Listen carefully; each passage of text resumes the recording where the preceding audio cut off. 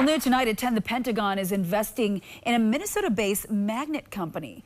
President Donald Trump made the announcement at a mining industry roundtable in Washington.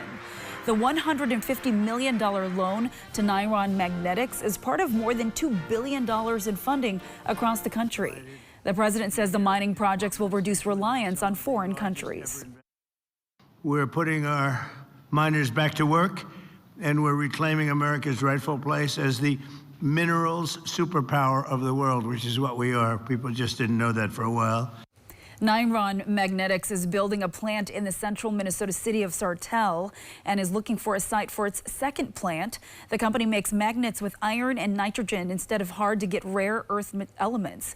Now, the White House says the investment will help eliminate U.S. dependency on foreign-produced magnets.